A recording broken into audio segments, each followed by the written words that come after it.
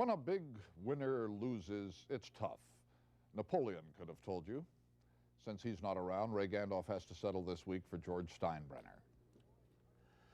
Well, there is joy unconfined in Kansas City, where the Royals prepare for their first ever World Series.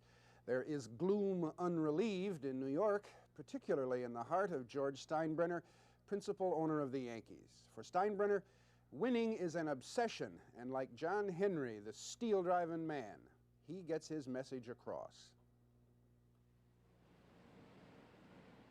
I want you to get used to the winning tradition, because it's important. When you stop to think that you're representing the same team, the same city that Babe Ruth did and Lou Gehrig did and Joe DiMaggio did. We try to instill in them the fact that they are Yankees, starting right down there, and we're developing a winning tradition.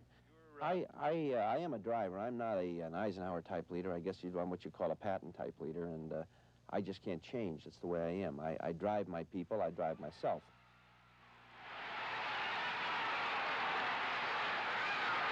When the Yankees recently clinched their 4th division championship in 5 years, it was a triumph for George Steinbrenner III, who drives them like a Patton tank. Steinbrenner is an old hand at success. He doubled the profits of the American Shipbuilding Company in Lorain, Ohio. And in 1976, 3 years after he had taken over the failing Yankees, they won their first pennant in a dozen years.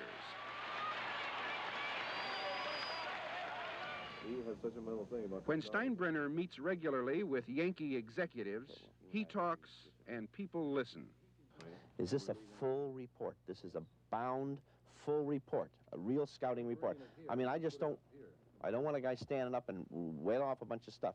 We've worked on this since July now, and I want it to be organized, and I want it to be presented in the right way.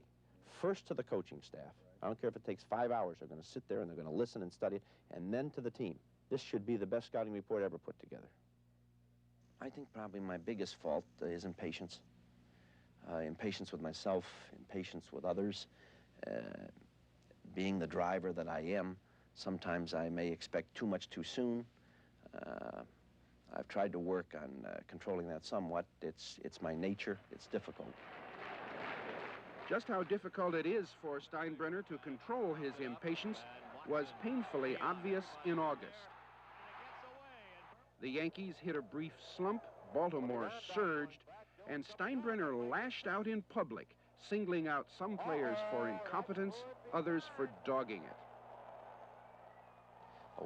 That was a distasteful thing for me to have to come out and say some of the things that I said about certain ball players, but I knew in my mind, if I didn't shock them, if I didn't pull them together there, that Baltimore was going to get by us. And Baltimore never passed us.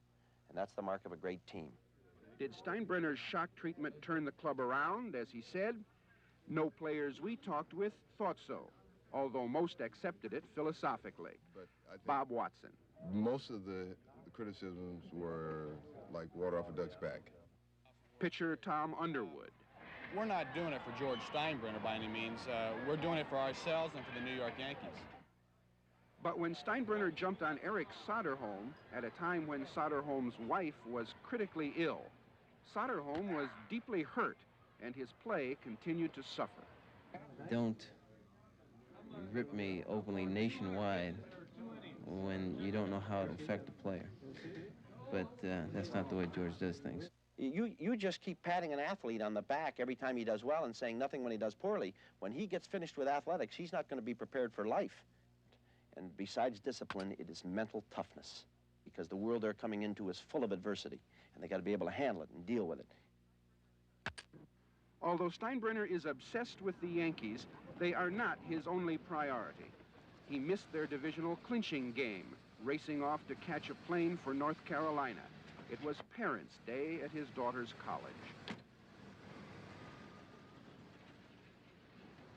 Bad in the knees, but good body. All right, you don't like any that you've seen so far, so there's no necessity, because there are plenty of them coming up.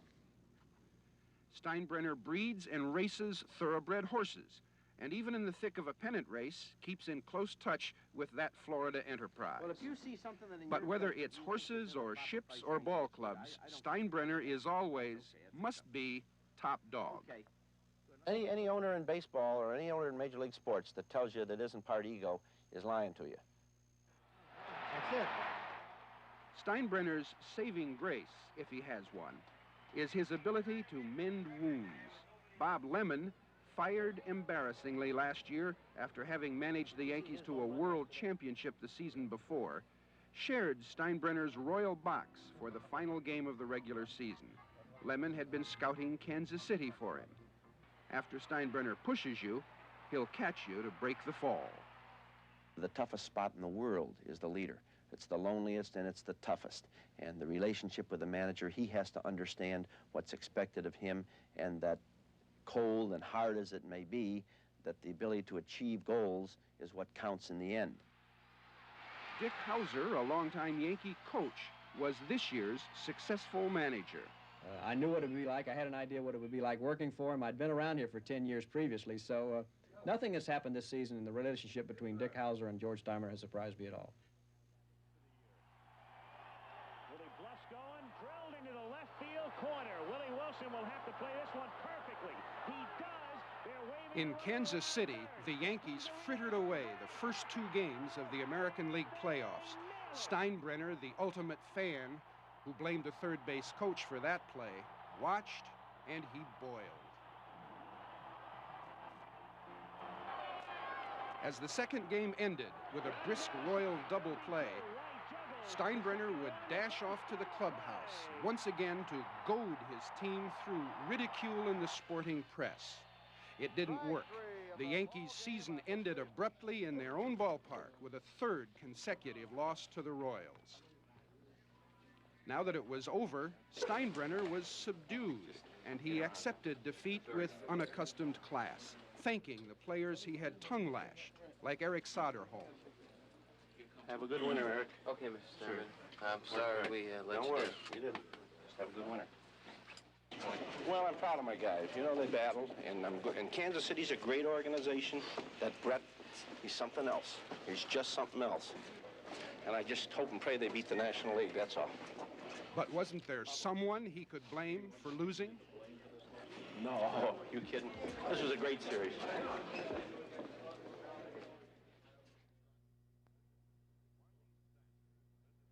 Marlene Sanders visits a courageous author when Sunday Morning continues.